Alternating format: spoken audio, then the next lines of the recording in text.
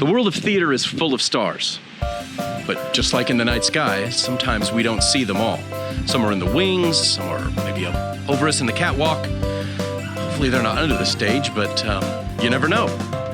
In this series, we are going to meet those hidden stars of the theater, hear their stories, and be inspired by them. So join me on this journey here in my state-of-the-art production studio in my backyard as we meet the hidden stars of theater.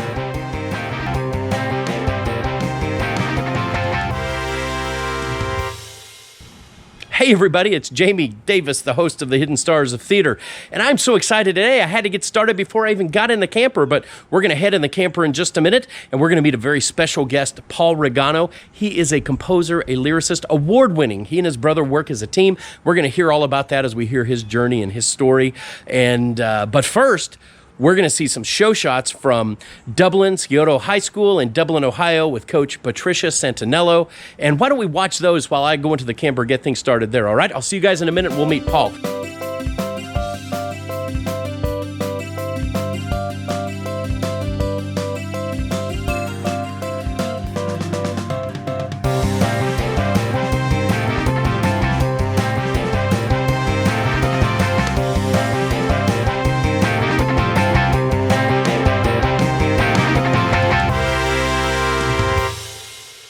All right, everyone. Hope you enjoyed those shots from our featured school of the day. And I know what you're really going to enjoy, and that is our featured hidden star of the day, Paul Rigano, who is joining us from probably a place where normally there's a whole lot more going on than where there is where I am, but I'm not sure about that today. But whatever it took to get him to spend time with us, and he would have just done it anyway because he likes us, right? Right, Paul? Absolutely. Absolutely. Well, you know what? Here's the deal, though. It's our honor to have him with us. He truly is a hidden star of Broadway, although I'm telling you, my prediction is he won't always be a hidden star. I think there's going to come a day where we'll hear his name more, right? We hope, right, Paul? That's Hey, yeah, I think that's absolutely right. Definitely. Absolutely. But for Get now, stock tips from this guy. He can really predict. There you go. There you go. That's right. So let's all make sure that happens, and then we'll be right. And that's the best way to be right, is to be right. Anyway, so it is great to have you guys with us, of course, and I'm excited to share Paul's story with you. Paul is he represents some people that are hidden stars that we haven't talked about yet, which is really cool. And kind of from the music aspect of things, we've been talking to a lot of stagehands and a lot of people that make things and put things up and tour and whatnot. Paul is currently working in New York City, and the little place called Broadway he's had some dealings with, and we'll see him there soon. And yeah, so it's not my story though, Paul. It is yours to tell. And so I want to start out just by getting to know who you are now, kind of where you started, all the things in life that help make you who you are now, the people, the places, the events, the things, I guess you could say all the nouns and verbs that sculpted Paul Rigano into the man that's hanging out in my trailer today. And so without further ado, I turn it over to you to just enlighten us. Oh, wow. Well, first of all, thank you for that glowing introduction, and I hope I can live up to it. I came from a theatrical family, so I didn't really have much of a choice. When I was very, very young, both my parents were in the business. My dad was a lighting designer. My mom was a performer. By the time I was born, they were both out of the business, but still really cared a lot about theater. And we were going to see Broadway shows regularly. I grew up in a suburb of New York City called New Rochelle. But both my parents, I was born in the city. We moved out of the city when I was very young. So I've always felt a strong connection to New York. And because of my proximity, I was exposed to a lot of theater from a very young age. The first thing that I remember was when the original production of Into the Woods was recorded for PBS. And they sat my brother down. I was too young at the time, or maybe I wasn't born yet. They sat my brother down and had him watch it, because I mean it was fairy tales, it was Broadway, it was all the things that you think you start to a little bit. And then in the second act a little bit of death, but fairy tales. Was that the one with Bernadette Peters and Chip Zahn? Chip Zien, yes. Zine, Yes, yes. Bernadette Peters, Chip Zien, Joanna Gleason, Great Robert production. Westenberg, and Kim Crosby. I Oh mean, the yeah, list goes on. just Um, incredible. Tom Aldridge. Anyway, I could do a whole episode just about that production. But And we one might. of my one of my first formative memories, like one of the first like concrete things that I remember as a person, was being young and seeing that on the TV. My brother was watching it and thinking like, I don't know what's happening on that screen, but I want it to be a part of my life. How old were you then, do you think? I mean, Must have been obviously old enough to walk, right? right. I must have been about 3 years old. Wow. And so I you mean, had yeah, that memory yeah. at 3. Like I said, That's one of the crazy. first like things that I remember happening in my life. Um, That's so awesome. yeah. Although I will say that I'm not sure that if Sondheim is one of your first memories, you might need some counseling somewhere. It's funny. I think in the way that I enjoy theater and write theater now, I people talk about Sondheim is really challenging and complex, but two of my first three musicals that I really got to Yeah. know were the taping of Into the Woods, the taping of Sunday in the Park with George, which I Yeah. did not understand a word of, but enjoyed immensely. And I love Manny Patinkin in that one. oh yeah, and Incredible. Bernadette Peters again. So a And lot of Bernadette. Yeah. Bernadette Peters in my early years, and then the Joseph Papp production of The Pirates of Penzance. They made a Nice. film of that production, and I saw that. I watched that until the VHS ran out. But I when people say that Sondheim is weird and complex, it's always been a part of my musical identity. So I don't know if I if I hear the weirdness as much, and I think it probably makes my writing weird too. Oh, he's done all right with it, so that's okay. That's right. So yeah, I always was involved with theater. I wanted to be doing theater as much as possible. I wanted to be my like my older brother who did theater. When he signed up for dance lessons, I signed up for dance lessons, and when he took piano lessons, I started taking piano lessons as well. And I stuck with it a little longer than he did. Though we both. Do you think Yeah. that was from a competitive spirit, or did you want to be like him? Yeah, never competitive. He was absolutely oh god, he better not watch this and get a swelled head. But he was like, I mean, I wanted to be him. I absolutely wanted to emulate when, I think that the piano itself was alluring. The teacher, my brother's first teacher, was this really, really cool guy who was very, very encouraging. And I could not wait till I was old enough to take lessons. And at 8, I started taking lessons. And then as I slowly got a little bit more competent, I started realizing that I could just pick up any of the vocal selection books that were in my living room at the piano, which meant Damn Yankees and Pajama Game and Hello Dolly, and even more recent stuff. I think we had a Follies vocal selections book, although I wasn't as good at that. But slowly I started thinking like, I wonder if I could like play shows. I always wanted to be a performer. That was always the aspiration. But I can play these songs that I listen to over and over again. The first time that I thought I could music direct a show was when I took the full score of Godspell out of the library, and I played through it, and it had chord symbols in it because it's a very pop influenced score, and I thought, I can play this. This sounds like I'm not faking it because I'm looking at the chord symbols and they're helping me, and I feel like I could maybe play through this show. I could do that. And coincidentally, that was right around the time that the elementary school that I had attended reached out to me. They knew that I played piano, and they were doing Willy Wonka and the Chocolate Factory. And when I had been in that school in 5th grade, I had played Willy Wonka 10 years prior. So I was, 5 years prior. I was about 15 years old.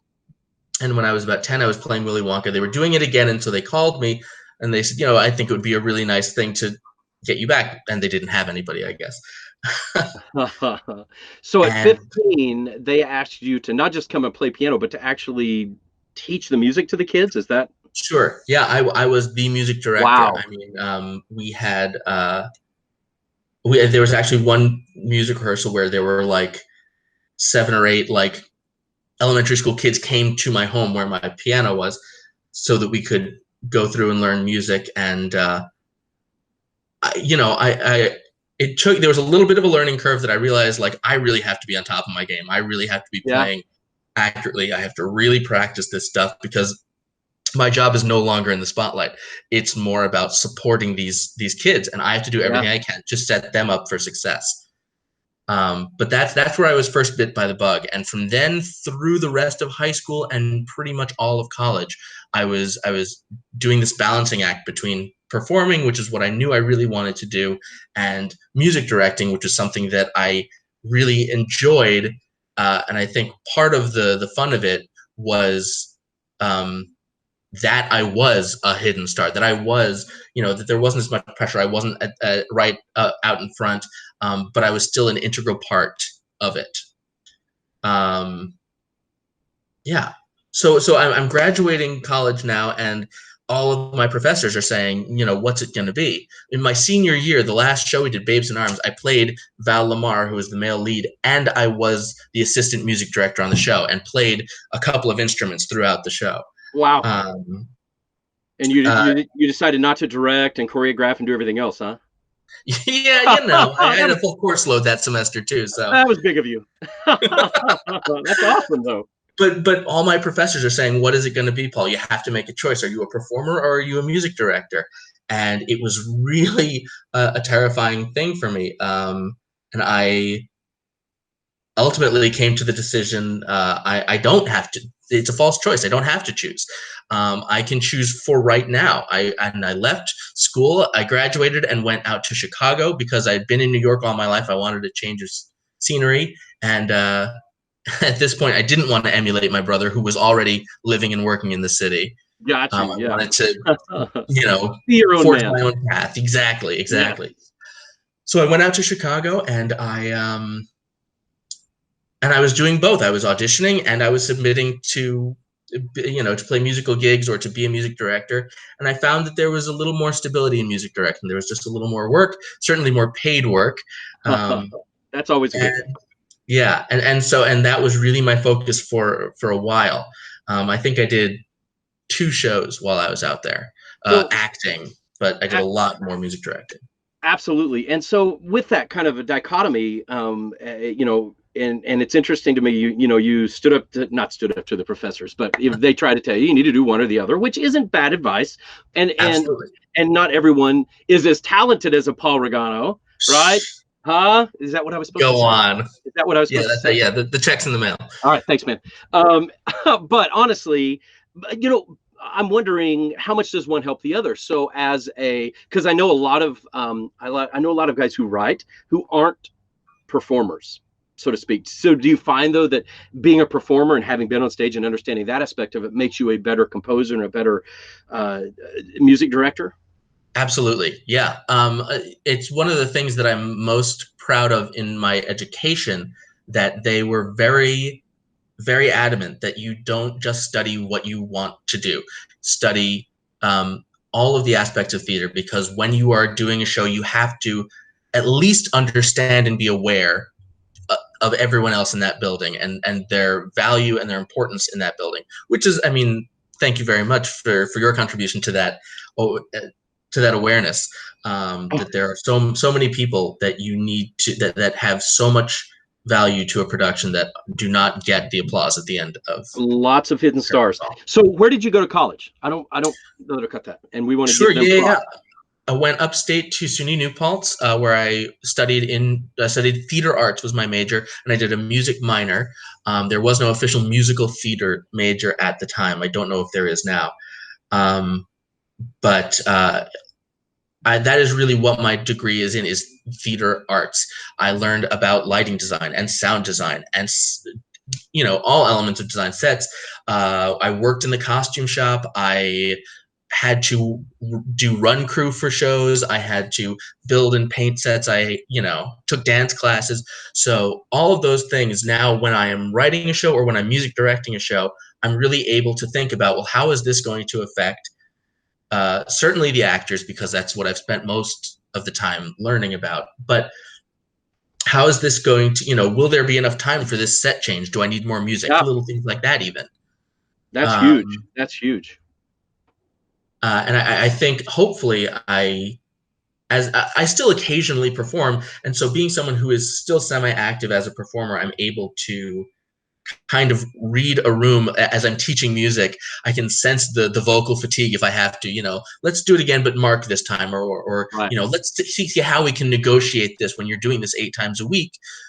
Let's talk about what we're going to do as a performer. And I'm still directing, but I hope that I can reach them on their level better. Yeah, absolutely. And anybody I think that is listening, that is considering going into the music directing, I think it would be great advice, and I think Paul would echo this, to spend some time doing other things as much as you can. And a lot of universities require that, but they don't all. I mean, sometimes if you're going for a BFA, you're more focused on a specific thing, but put yourself out there and do some other stuff. Absolutely. Very good. Okay, so then you're in Chicago. Right. So I was in Chicago for about a year, and I said I could Right. stay here for maybe 3 to 5 more years and carve my own path the way I wanted to. Or if I go back to New York now, kind of cut my losses, and where I already have a network because I have so many friends there, I could really hit the ground running in New York. And that's ultimately what I did. Also, family is just something that's very important to me, and it was nice Yeah. to be where my family is. But that's a personal thing. Maybe you hate your family, go work in California, go wherever. But I tell you, the more time I spend them here in New York, the more I think Chicago sounds like a good idea. Yuck, yuck. No. So I come back to New York, and when I say hit the ground running, I started writing a lot with David, my brother and collaborator, and that was something that we had lost a lot of time on because I had been in school and then I had been in Chicago. So now we were in the same city, and I was actually crashing on his couch for a couple of weeks until I found a place, and we wrote like mad. We wrote so much material in those few months. Because your brother is the composer and lyricist, is that right? That's right. We both are musicians, and we're both lyricists. He's a slightly stronger lyricist. I'm a slightly stronger musician, but it's a very collaborative, we both do both kind of situation. It's very helpful to have a lyricist who reads music. I can tell you that. And probably very helpful to have one that is your brother and very well. Oh yeah, saves a lot of time. We certainly share a brain. There's definitely a shorthand that we don't have to we don't have to explain things to each other. And there's also a rapport that we don't have to treat each other as gently as you might with someone who is a new collaborator. Even if you've known someone a few years, you have to be gentle. Anytime you're creating art, it's a very vulnerable process, and you're bearing a piece of your soul. Well, and it's very personal. I mean, absolutely personal. Yeah. Absolutely. Yeah. You know that. And so if I were to play something for David and I said, what do you think of this? And he says, that sucks. You shouldn't do this here. I know that there's no judgment, that it's not personal. Ego is really taken out of it. So we're able to cut through a lot of that to really get to the heart of what can we do to make this the best possible material. Yeah. So I was writing with David a lot, and I was walking dogs as my day job, which is something that when you get out into the real world, kids, that's not everyone has to do this. Some people get very lucky and get very successful very quick. But most of us, you got to find something that is going to pay the bills, because theater won't always do that right away. I was doing that for a while. I started taking gigs, music directing at high schools around New York, or playing piano. But my main income was from working at this doggy daycare and dog walking business, which was great. I love working with animals. But it wasn't fully feeding my soul. Is that a lot like working with actors? No, don't answer that. I'm just kidding. You should see him at feeding time. Ow! So it was early 2015. I had 2 jobs lined up. I was music directing at a college here in New York, and I was hired to do musical arrangements for a new musical that someone was writing that was getting its premiere down at Theater for New City. And within a week of each other, I lost both those jobs. Ouch.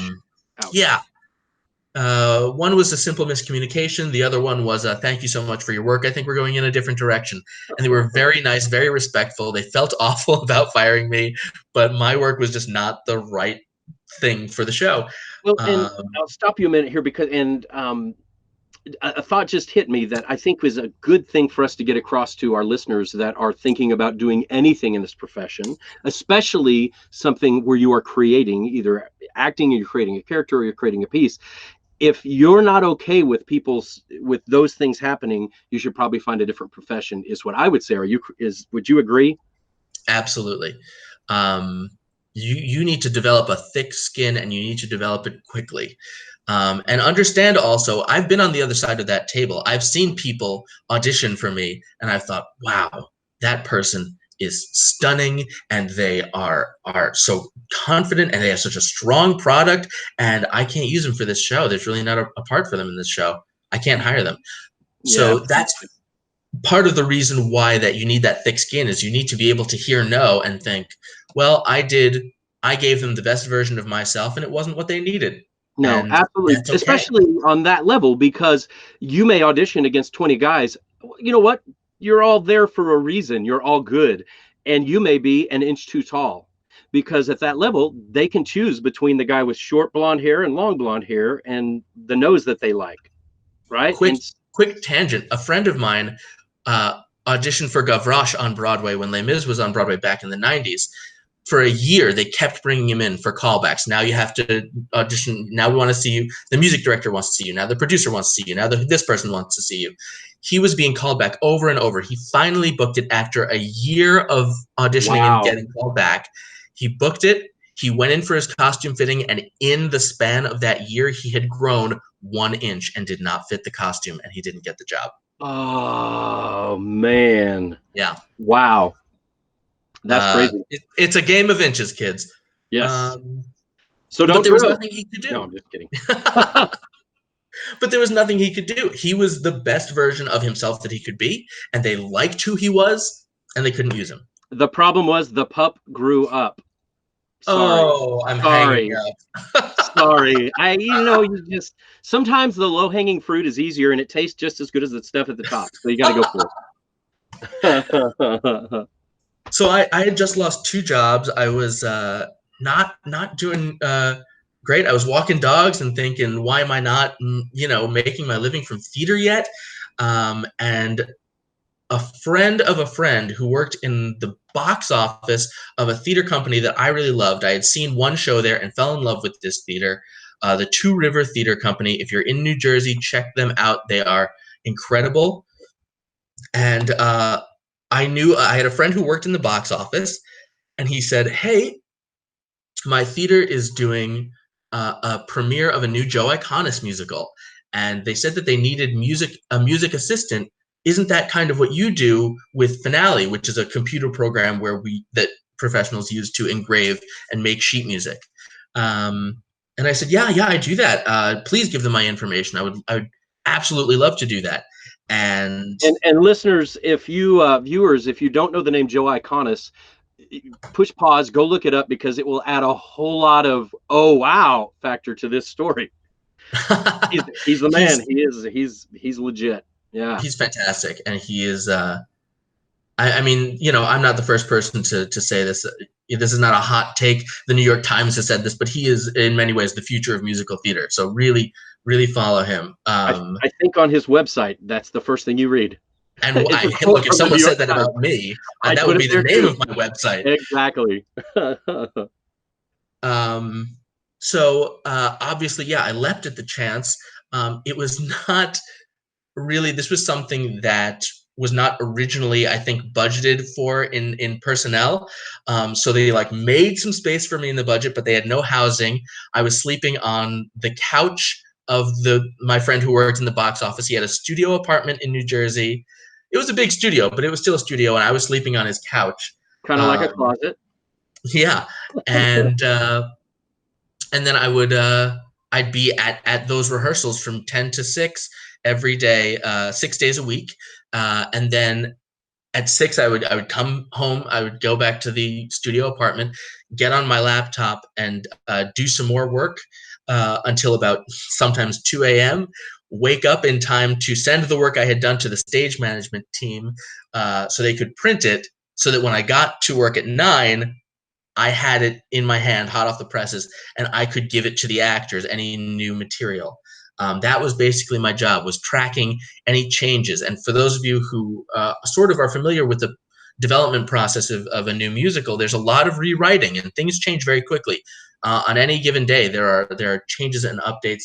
And the music director on that show, Nathan Dame, had also been a music assistant on other productions, including the national tour of Addams Family was the thing he had most recently done when I met him.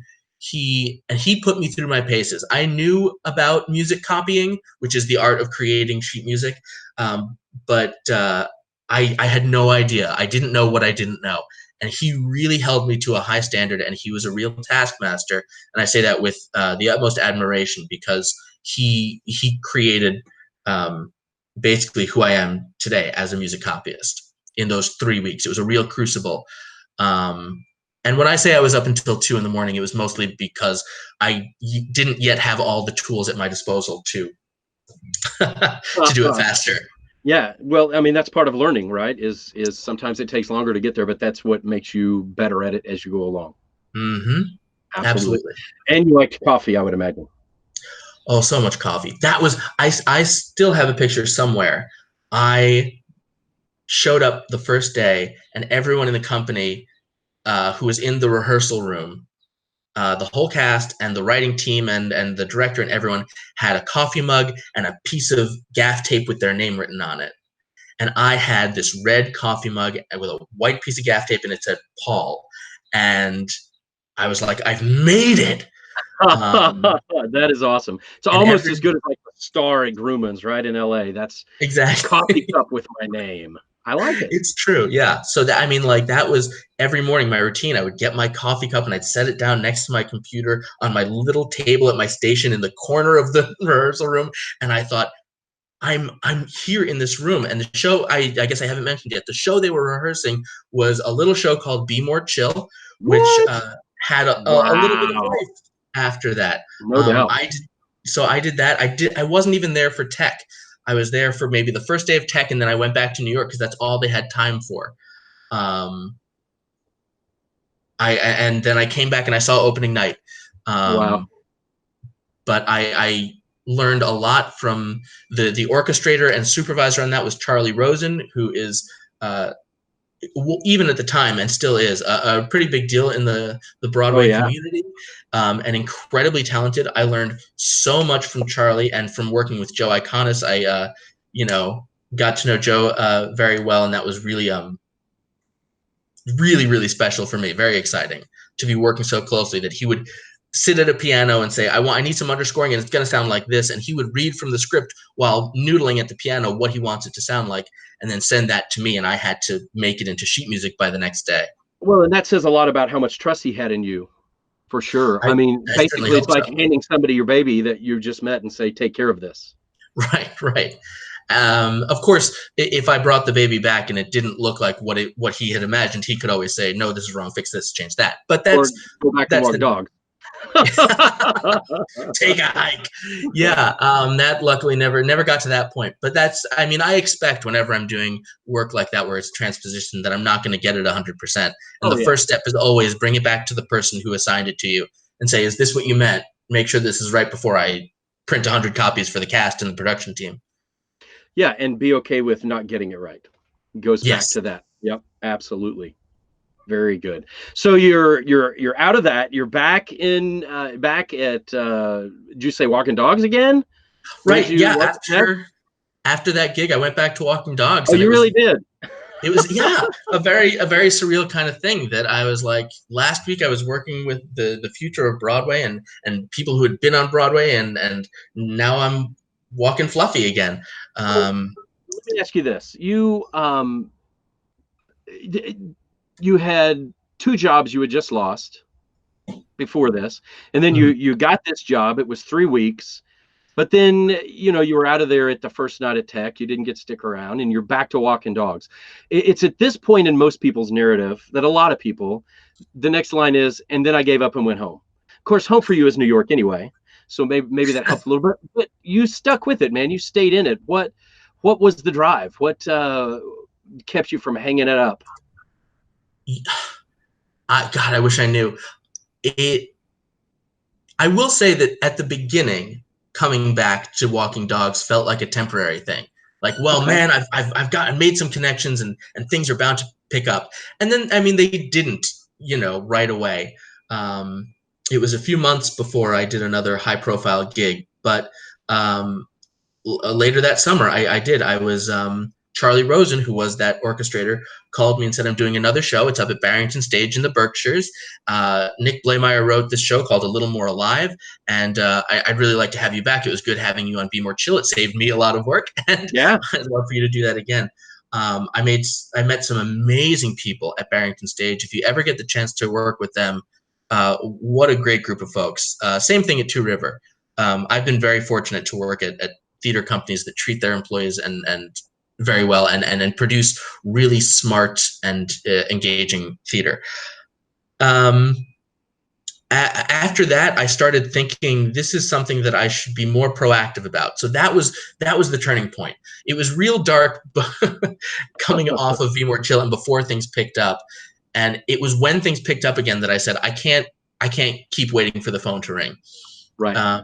So I started looking into things. A friend of mine that I met in Chicago was now teaching at this college in Texas. He invited me down to music direct for him for a 6-week period, which was a blast. I had so much fun. And while I was there, I applied for another show at a regional theater in Indiana, where I did Forever Plaid. I got that job while I was working there. I also got a call from Charlie. So even though I wasn't waiting for the phone to ring, I was being proactive. The phone still did ring, and Charlie said, we're doing another Joe Iconis show. It's back up at Barrington, and that was Broadway Bounty Hunter, which we did that summer, directly after I had just done Forever Plaid. So 2016 was a big turning point for me. After that, this is the moment that I say I owe this woman my career in a way. That I was at a meetup for music directors in the city, and I saw someone who had been the music assistant on the Paper Mill Playhouse production of Hunchback of Notre Dame, and I knew that the choreographer from Be More Chill, Chase Brock, was also the choreographer on Hunchback at Paper Mill. And so I said, this is someone that I can connect with. I can strike up a conversation. I can network. Her name is Britt Bonney. She's incredibly talented composer and music director in her own right. But at the time, we were both just these two music assistants with a mutual friend. Right. And so I started talking and we exchanged information. And over the next few months, when she couldn't take a gig, she would call me. Okay. And she would say, I can't take this. Would you, or I'm doing this job, but I have to go away for 1 week. Can you sub for 1 week on whatever it is? The most impressive one, I think, was a show that was being done with Alex Lacamoire, who is the music director and music supervisor of Hamilton, and Andy Blankenbuehler, who directed Hamilton. They were putting up a new show, a workshop, and I got to sub on that for a week. Wow. That was a dream, and that is where I met the music director on that show, who is the person that I probably worked the most closely with, was Meg Zervoulis, who is probably the busiest music director. she does so much, and she deserves all the work she gets because she's incredibly accomplished and talented and a great person to work with and for. I can't sing her praises enough. And she was when you filled in for the week. That's where you met her. Right. And then she does a lot of 29-hour readings, which if you're young and just starting out, you might not be familiar, but this is when a show is being developed and the creators want to hear the show on its feet well, not really on its feet. It's people at music stands with their scripts in front of them, and one piano, maybe a drummer, and a small invited audience just to hear what the show sounds like and hear if it works and what needs fixing. It's a very fast-paced environment where things are rewritten quickly, so a music assistant is a stressful but important job in that hierarchy. Yeah, crazy times. And just a side note, is that something that performers, do they almost use it as an early audition, or do they just go out and get some people? I think there's definitely a combination of the two. I think that in terms of frequently creators will say like, well, I wrote this with this person in mind. I'm going to call them. I want to hear them do it. Or they'll say, I know that this person isn't 100% right for the role, but I know that I can trust them to learn it quickly and do it well. People like to call people that they trust in these situations. Right. Some of the higher up readings, they'll hire a casting director to bring people in. But yeah, a lot of the people who are involved, there's an understanding that there's no guarantee that they'll move forward with the show. Right. But there have been situations where actors really click with a role in a reading, and so every time they do the show, the creators will want to work with that person again, and eventually the role kind of starts to get written around that person. Ben Platt was with Dear Evan Hansen for ages before he came to Broadway. Oh yeah. So that's an example of that. So Meg does a lot of these because she's dependable and she can really put something together well quickly. And it was really, really flattering that when she did these a few times over the course of the next year or so, she would call me. And that obviously made me feel really, really great that she would trust me with that level of stress. And I mean, obviously, I always leapt at the chance to work with her because, like I said, she's phenomenal. Then it was one day I was riding home. Through all this, by the way, I'm still doing day jobs. I wasn't walking dogs anymore, but still, odd jobs and things. Theater was still not yet my main source of income. I was on the N train coming home from hanging out with some friends in Queens one night, and I see that I'd missed an email, and so I'm just flipping through my phone, and it's from an email address. It just says Alex G. So I open it up, and it says, "Hi, I'm Alex Gemignani. I'm the music director for West Side Story revival on Broadway. My associate music director, Meg Zervoulis. We need a music assistant, and Meg said that you're the best." And I said, "Well, Meg's lying. I'm not the best, but I fancy myself pretty accomplished, and I would be happy to." And then that. I jumped up out of my chair when I read it, almost smacked my girlfriend in the face, and yeah, luckily the train car was almost deserted. It was pretty late at night. Nobody thought me totally crazy, but I had a almost full meltdown right there, just out of excitement. Yeah, I mean, that must have been one of those moments in life that you just think, man, I hope I get to have one of these, but most people don't, right? I mean, that's pretty incredible, huh? Yeah, I mean, I definitely consider myself very fortunate to have even in any way been even peripherally involved with a Broadway production. It's what I grew up going to see and idolizing. So to be a part of it is exactly as exciting as you think it is. It doesn't get old. It doesn't, just going to my job. No, it's always amazing. Yeah, and I would imagine at that point, Meg was probably one of your favorite people in the whole wide universe. Yeah, had to buy her a bottle of wine. Absolutely. Yeah, that's awesome. And I think we can learn something from that. One of the things you've said consistently about people who were influential about you is they didn't pull punches, right? And that's part of your industry. There's no room to pull punches. You got to get it done, and you got to get it done now. And the fact that Meg has constantly or consistently recommended you for jobs and given you good recommendations, including this, which is your biggest break to that point, right? Yeah, absolutely. Man, it says that you must be a good learner, I think. Because when people are not pulling punches, the people being punched react differently. Maybe that's a good way to say it. That's a very, very good way to say it. Yeah. And you've got to be a good learner. I think that's a great lesson for all of us to succeed in an industry like this. I think you've always got to be teaching, but you've also got to be willing to learn. Yeah, And mentorship is something that's just incredibly important to me as an artist. Both receiving mentorship, which I've most of the jobs that I've been talking about have been on my way up, so I've been talking about the people who were influential and helped me and got me to that next level in my work. But I also find it just as important, like you said, always learning and always teaching. Some of my favorite memories from working on West Side Story were sitting with Jonathan Tunick, who is a legendary Broadway orchestrator, and David Chase, who is in his own right and a bit of a legend, has just been working consistently on Broadway. Any show that you have really enjoyed within the last 30 years, I'm sure he had a hand in. He and so David really was helpful and instructive to me, and he could tell me things, important things about, well, when we're writing these arrangements, because it was West Side, so the music was pretty much set, but we did make some minor adjustments.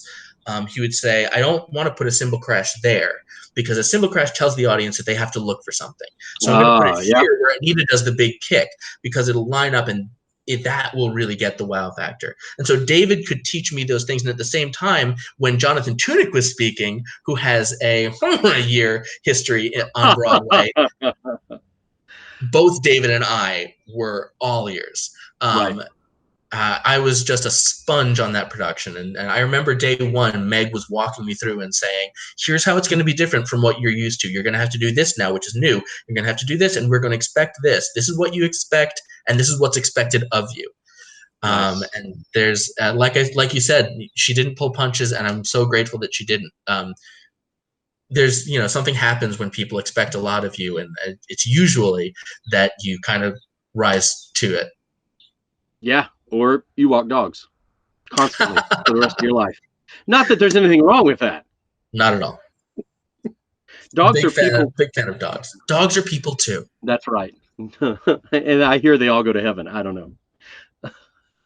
Well, I don't know. I've met some dogs that's questionable, but yeah, probably. Well, very good. So West Side Story to where what's yeah, it's in this age of craziness, who knows? While I was working on West Side Story, I was thinking about what I want to do next, because I really, I think like I'm at this level now. Where do I go, and how do I maintain this? I got an offer from someone to MD a small chunk of their season, but it would have taken me out of New York. And I was really interested. I liked this person. I liked the theater company and the work that they did. But I also didn't want, I was thinking, well, if I have made some connections in the Broadway world, do I want to stay in New York and be able to strike while the iron is hot? And I spoke to David Chase, who I mentioned earlier, who was just a really fantastic mentor and guide during this whole process for me. And he said, he said two important things. He said, the best reason that I ever had for taking a job was because I knew it would make me happy. Yeah, that's great advice.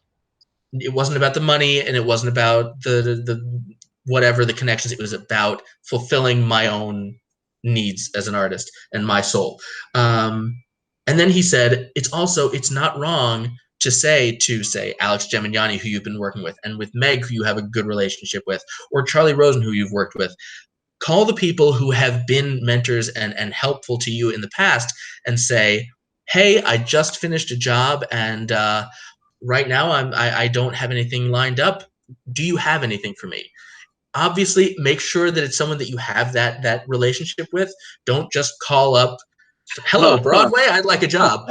But if you have a relationship, there is nothing wrong with not being afraid to say, I'd like to work with you again. And if you're doing something, I'd really like to be involved.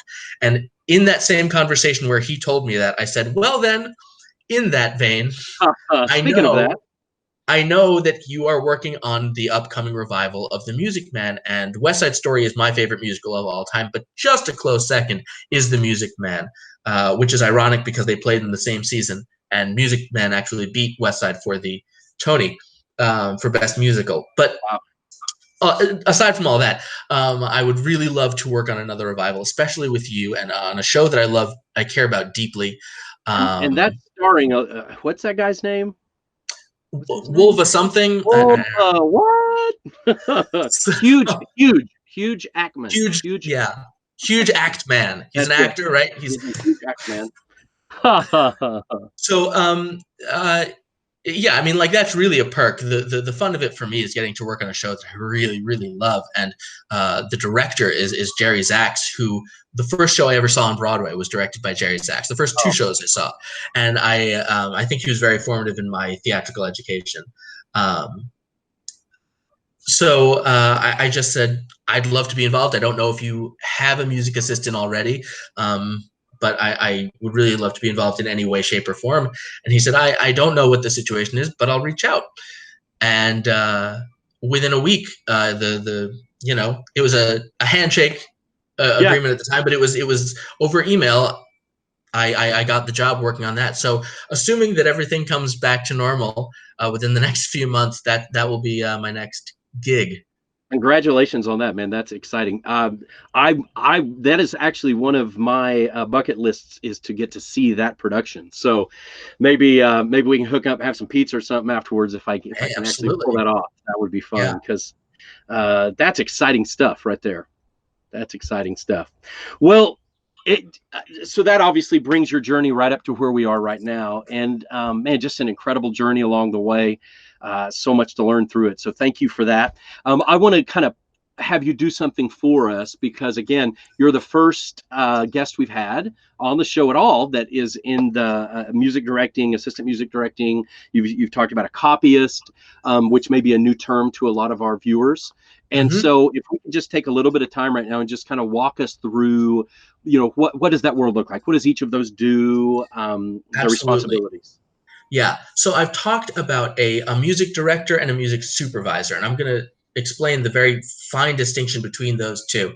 And that is that a music supervisor is not the person who is conducting the pit every night.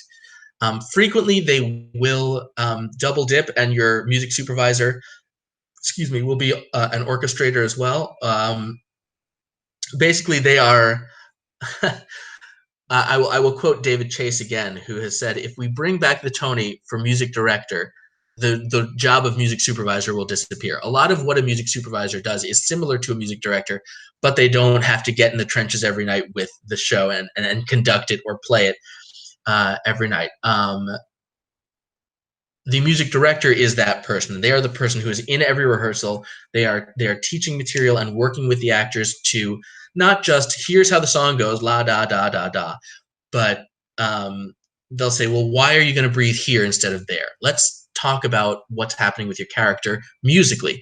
Let's talk about your character's musical journey. And it's something that I think people might not always think about when they're watching the show, but it is absolutely going to be something that affects them. And that's one of my favorite things about being in the music department, is that it's so much harder for an audience to say, they can say, wow, when Elphaba flew and she was up in the air, that was a really cool effect and I liked it, and I know why, because it looked cool. And nothing against scenic designers or flying operators. I don't know the terminology because it's not my department. If you'll watch episode 6, I think you'll learn. Just go back and watch episode 6, Paul.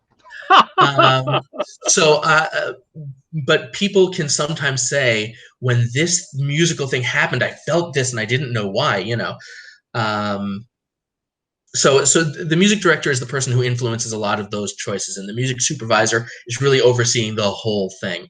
I referred to Meg Zervulis, who is the associate music director on West Side Story. The differences between associate music director and assistant music director are, again, a fine line. It has to do with some administrative duties mainly, but basically she is the person, when Alex Gemignani comes out of the pit, he wants to watch the show and take notes. so that he's not focused on conducting. He wants to really sit back so he can take notes. Meg is the person who will then step in and conduct. She's normally playing piano in the pit, so someone else will then play piano. She will step up and conduct. The copyist is actually not the job that I had, although I did do music copying on the show.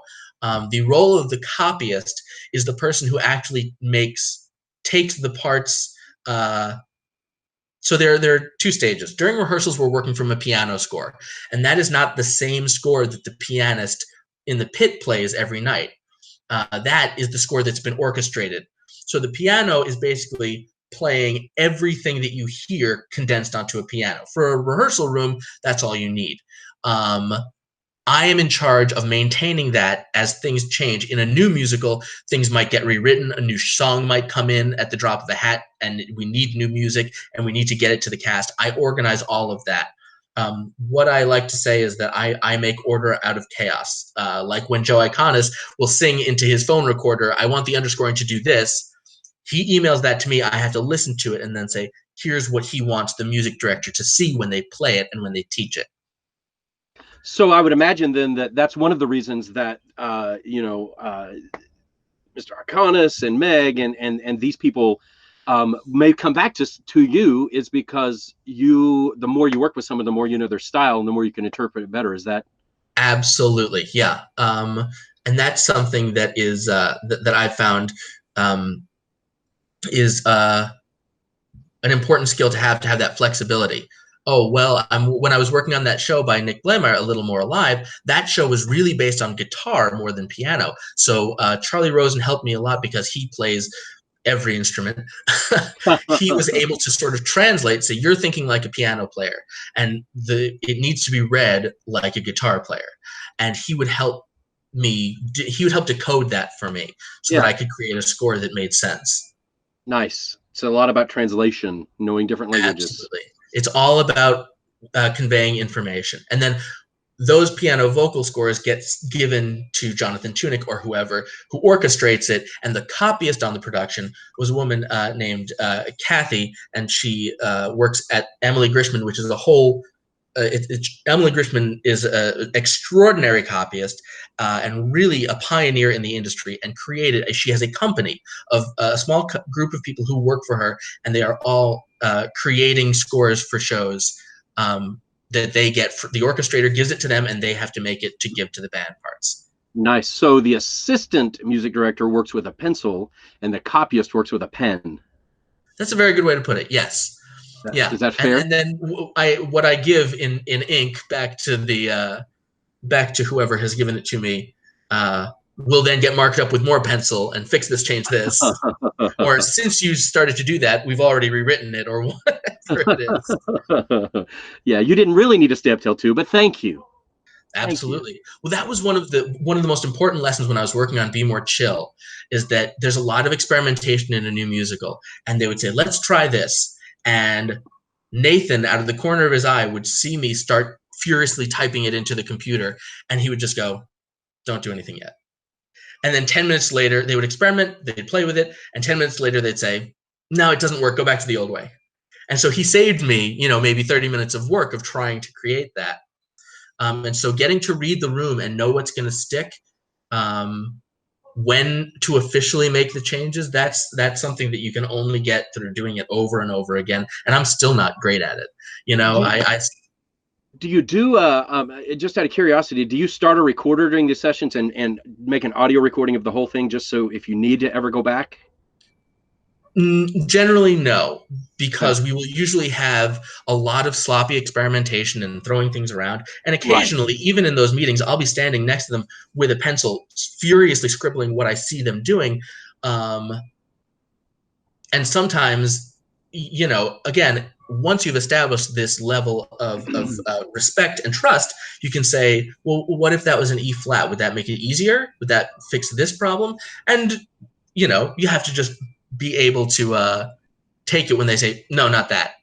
Sometimes, occasionally, an idea gets through, but yeah. So once all that messiness is over, and we say this is what it is, and it's crystallized, then I'll say, all right, let's record it now, and I'll put it on the recorder, and that's what I'll take home. Right. Again, So I don't want to commit to anything until I know that it's really what we want. absolutely. So I would imagine during this process, which is very give and take, and sometimes they're handing you the chicken scratch, or sending you a, an MP3 file of singing into the phone. Um, how often are there times where you just can't understand what they've said, and so you kind of make something up yourself there, and flex your composer muscles and Oh. throw it in there? And does that ever happen? And if so, does it ever make it to the final score? And if so, who gets the writing credit? Well, yes and no. So I will say, like, first of all, the composer will always get the writing credit because anything that I create always has to go through them. Right. So that composer has to read it and then say, yes, this is what I want represented on the page as my work. And ultimately, you really have to strip away your ego. There have been moments, there are things that I've heard in performance and thought, yeah, I kind of did that. Very, very, very minuscule things, but things nonetheless that I can take a modicum of pride in. And you can tell your mom about. That's right. And so yeah, that happens occasionally. There was a moment when I was working on Be More Chill when we were licensing it, because I don't know if you remember back in 2017, the licensing rights came out before it came to Broadway because it was this sensation. Yes. And so I was working at a regional theater in Indiana, and I got a call saying, hey, you prepped the materials when we did it at Two River. Can you get the stuff together for the licensing company, which is then going to go out to any company that licenses Be More Chill, which was a great honor for me. There was a moment in the score where I said, there's no music here, and there kind of has to be. Can I use this theme from earlier? And I made a little voice memo, and I emailed it to Joe, and he said, yes, you have my permission to put that in the sheet music. So it didn't end up on Broadway, but in the licensed materials, it's there. Nice. Unless they've changed the licensing materials now to match the Broadway score, in which case, who cares? But it's a great example of what I asked about. That's cool. Yeah, and again, thick skin, right? I mean, you got to be willing to say, hey, you know what? I know my role, and I'm okay with my role, and Right. that's the way it is. Yeah, Absolutely. And someday you maybe get to be the guy who, takes credit for someone else's work. No, I'm just kidding. Hey, you would do that. I am happy to. Anytime. So, yeah, that's awesome. Thank you. I know I feel much more educated on the roles, all of those roles, and some of those I didn't even. I will say that I don't know if you've ever, if you are a fan of The Office or not, but I think as you explained the difference between associate and assistant, I feel like the associate may be the assistant to the director, and then you have the assistant director and the assistant to the director, right? The whole Michael Scott, yeah. Right. Yeah. Exactly. So the future, obviously, hopefully before too long, the future will be Paul getting to work alongside a bunch of wonderful people on a wonderful musical. I mean, the good news is I get to do that already, whether or not people hear about it. There But, you go. I do, I take the title of show approach, which is so take your biggest dreams in stride and bring your friends along for the ride. That's good. You find people you like, you keep working with them, So, and I've made that a policy. That's good, man. And so what would that biggest dream be? That's a great transition you gave me there. If you could write your ticket, what would the dream be? Yeah. I talk a lot about when my brother and I talk about, sort of what our aspirations are. Certainly I think performing is still something that I enjoy and I very occasionally will do. So I don't want that to completely disappear, but I think that composing and music directing is really taking more of the forefront right now in my career. I think it's difficult to look ahead when I feel the best way to approach the future is as open as possible to all sorts of possibilities, because you just don't know what's coming. You make plans and God laughs. So what I kind of like to do is think back 5 years ago right now. I had just left Be More Chill in New Jersey to come back to Walking Dogs 5 years ago, almost to the day. Yeah, almost exactly.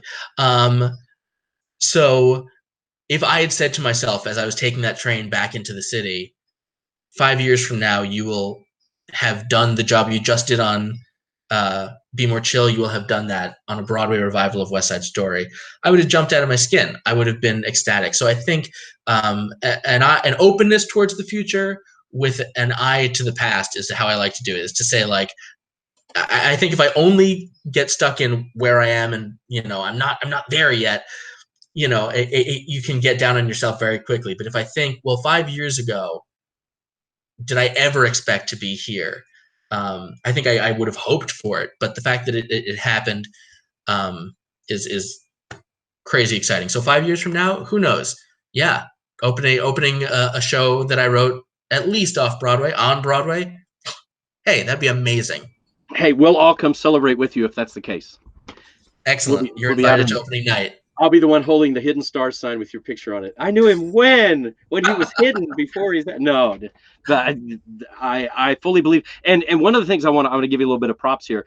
If you wonder why I'm saying these things about just how good they are, in the descriptions down there, I'm going to post a link to see it down there to a song that Paul and his brother Dave wrote for the Rave. Was it the Rave? Not short film contest. I'm forgetting the exact. The Rave Theater Festival Social Distancing Festival. Because they do the festival every year, right? Right. And so this year, because of social distancing and the COVID, they it all had to be remote. And so Paul and Dave wrote just a freaking incredible song. You're gonna love it. If you're a fan of musical theater, you'll probably tear up like I did and get goosebumps. But put a link to it down there. It really is, and they won. They won the whole thing with this, and it's so awesome. So after you finish this video, go watch that video, and then send it out to all your friends so it goes viral. And more than it already is. It's already all over, man. Everybody's it's done. It's been one of our best performing videos, and we're really proud of it and the response. And we hope that it touches people like it did you. It's hopefully just as like uplifting as it is touching. Absolutely, totally uplifting, and a little funny. Yeah, it is that as well. And not only that, but if you are a production person, just the production quality alone is worth watching, because the fact that you did all of that in your, while you were quarantined and just using what you had at home and mixed all that. Yeah. Dude, it's awesome. And you have so many friends. I don't have that many friends. Well, I was going to say, like, a lot of kudos has to go to the people that we called. Again, we love keeping the people that we like to work with. We keep them close, and we love to call them and say, here's some very specific instructions, and on this bar you have to do this and sing this here, and they were doing it completely in a vacuum. They had no idea what else was happening until they saw the full product. And when you see the full product, you'll be blown away. It's just really cool. So I look forward to entire shows with that level of talent. It's gonna be good. So yeah, and if you do another thing like that and you need somebody, I know a guy. I'm just saying, you got a pretty sweet setup there too. You've already got the home studio. I'm telling you, not many home studios better than this one. Anyway, yeah. So, dude, Paul, this has been so good. I always want to give a little bit of, we've talked about a lot of stuff. You've already dropped so much knowledge on us and such good wisdom. But is there anything else that you feel like you're thinking, this would be good to share? And if not, that's okay. I just want to give you the opportunity. Anything we haven't talked about? I'm going to get to the passion question. Because that's how I want to end. That always, it's my favorite. But anything other than that? There is no such thing as the right or the wrong choice when you are. It's personal to me, because I've had a lot of moments in my career that I felt like I was at a crossroads, and I thought I have to make the right choice. And the truth is, there's no such thing as the right choice. There's no such thing as the wrong choice either, because you're going to get through and you're going to figure out a way to make it work for you no matter what happens. So trust your instincts. Always do what makes you happy first, and be nice to everyone you meet. Please, it is such a small business, and I will always want to work with someone who I like and have worked with and have a good relationship with over someone who even might be a little better at the job. Yeah. And that's why our board of wisdom, our wall of wisdom, is full of that advice. And let's be honest, that's not just in this industry, that's in everywhere. Let's just all be nice. That's really just true. Just be nice to everybody you meet. Be nice. And assume, I guess the theme throughout mine was to drop the ego, right? So it's, being nice goes hand in hand with assume that everyone is doing their best to be nice to you. Everyone there, as Jamie, as you're showing in this series, everyone is important and has worked hard to get where they are, and they want to put on a good show. We're all on the same team. So to assume or to blow up at someone if something goes wrong, it's just a waste of energy and time. We have a show to get up.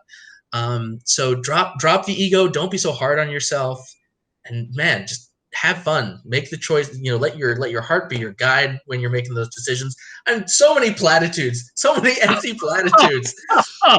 None are empty. None are empty. Our platitudes are always full of steak and potatoes.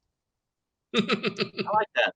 So I mentioned this a little bit. It was coming up, but my favorite part of these, because all of my guests are such incredibly talented, passionate people, and there's something that drives each of them, and it's not always the same thing. And so I really love to hear kind of that put into words. And you've worked 16-hour nights for very little money, and stayed up till 2 a.m. beyond those 6, and just done what it took. You were willing to go out and do whatever jobs it took to support you to be in this. That doesn't just happen because you're a nice guy. You are a nice guy, but you obviously love what you do. You're good at what you do, and you're passionate about it. If you can, just put into words for us, what is it that drives that passion? What is it that you just love about this? Yeah. I'll relate it back to when I was walking dogs, actually, because you got to find something that drives you no matter what you're doing. When you're doing your day job, you got to get through the day. You know what I mean? When I was walking dogs, we used a spreadsheet to log the dogs as they were going on walks or as they were coming into the daycare center. And I noticed that the organization of information was not as clear and streamlined as it could be. And I thought, maybe we can fix this. And that was where my love of spreadsheets began. And I realized the thing that I love about that is the same thing I love about being a music copyist. Obviously I have aspirations, like we talk about, to write and to music direct. But if I keep doing this music assistant thing for a long time, it's going to feed me, because it's a way of organizing information. I have a very important part that someone is going. I have to make sure that a piano player can look at it and quickly understand it. That a singer can look at it and know where they have to look, and what The worst thing in a rehearsal is for a singer to look at a piece of sheet music and not know what's about to happen. Yeah. I want their eye to be drawn to. It's almost an art form to think about. If I have to look at, as I'm proofreading my work, I have to look at it as a piano player, as a conductor, as a singer, so that no matter who's looking at it, as an instrumentalist in the pit, that the information is organized the best way possible. And that can frequently come, like we said, from chicken scratching in a rehearsal. Quick, put this into the finale and get it, and I need it back in an hour. You are the Javert of the team, filling the chaos with order and light. Yeah, right.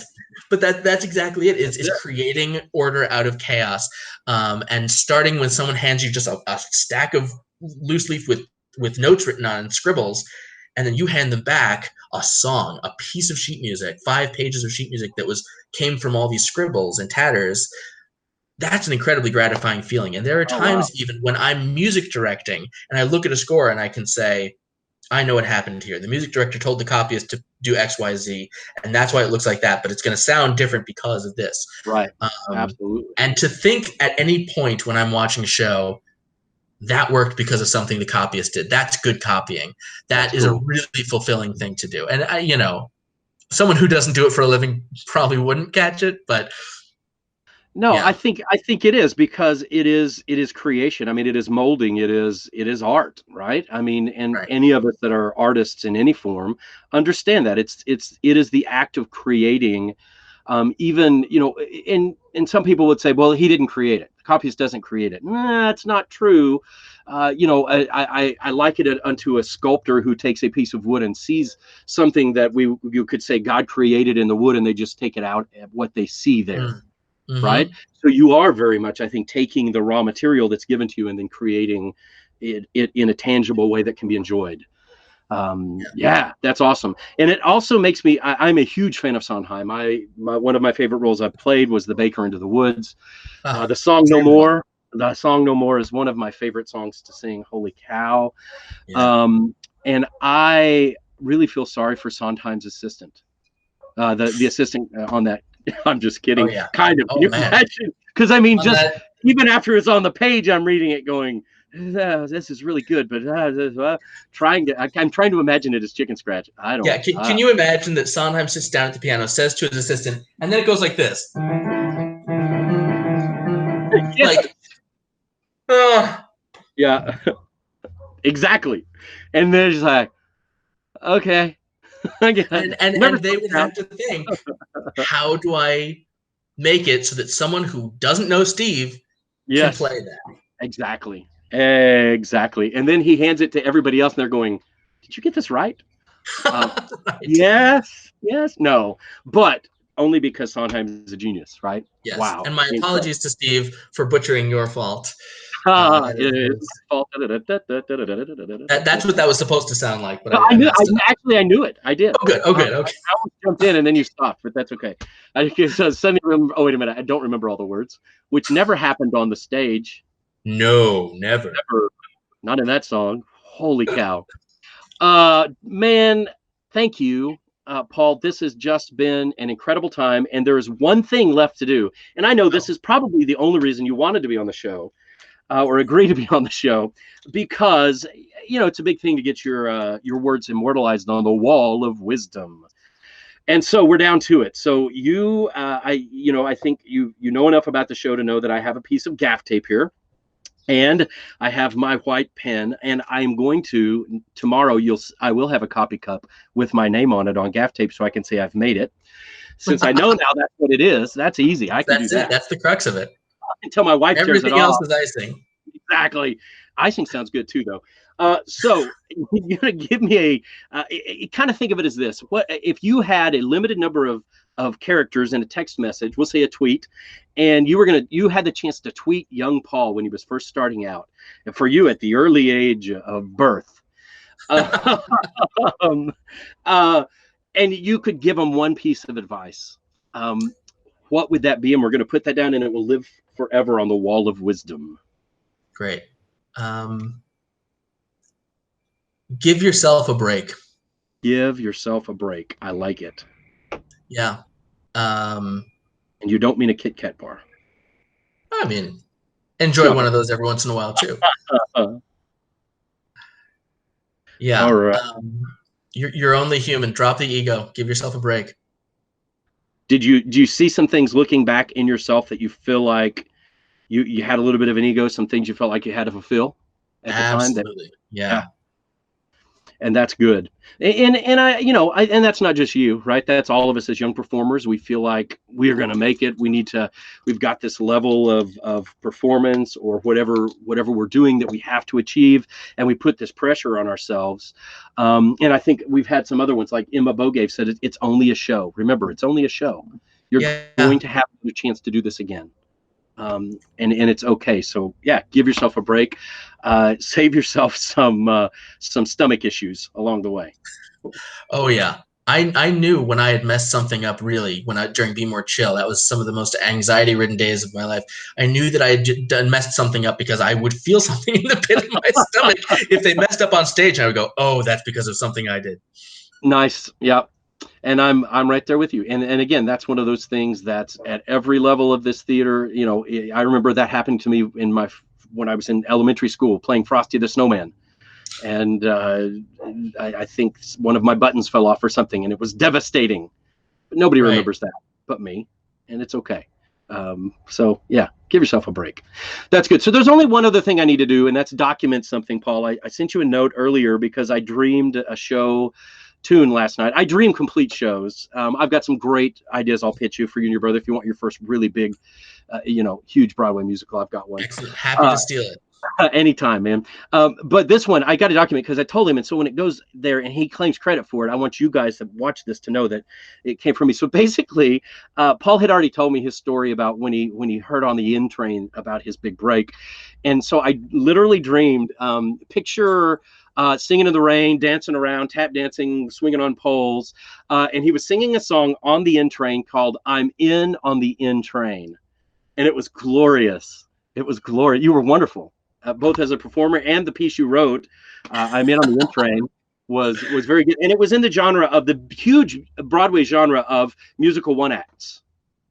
Yes. Hey, they exist. They do exist. So, and I gave him full rights. I gave him full rights to take credit for it. So, but at least now it's documented. You can't, you got to give me some props for that or something. Absolutely.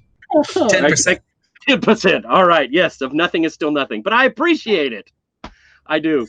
Well, and speaking of appreciate, man, I appreciate you just coming and giving us this time. It really is special to us here because you are a star, and that means a lot to us. So thank you. It's been my great pleasure. Hey, and I want to do something.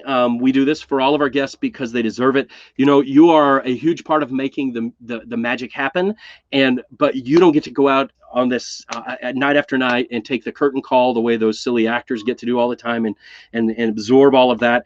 And you deserve that curtain call as much as anyone. And so I'm representative of all the world and all the musical fans. So take my applause and multiply it times 6 billion. But this, sir, is for you. Thank you. Thank you so much. Yeah, and it should be much, much more. But again, it's been good. So yeah, Paul, thank you. It was my honor. My pleasure. No, Paul, it was our pleasure to have you here on the show. And man, you're such a great addition to the Hidden Stars of Theater family. Just thanks for giving your time today. And thank you guys for joining us right here on the show, as you always do. We love you. This is why we do it, right? Because we like to meet here and meet some incredible hidden stars, and what an incredible one we met today. Of course, more to come, so meet us next time right here on the Hidden Stars of Theater. But first, go down and like, subscribe, check out the video that I posted of Paul and his brother when they run the Rage Film Festival. Just an incredible video called Screen to Screen. You're going to love it, I promise, and watch for them for future Broadway hits, because I'm calling it, guys. I know I've said it, but they're going to be there. And we'll all go watch them, right? Every one of us right here that are watching today, we knew it, and we're going to go watch. So thank you, guys. We'll see you next time when you come back to watch your next star right here on the Hidden Stars of Theater. This is Jamie Davis saying have a great, dramatic day.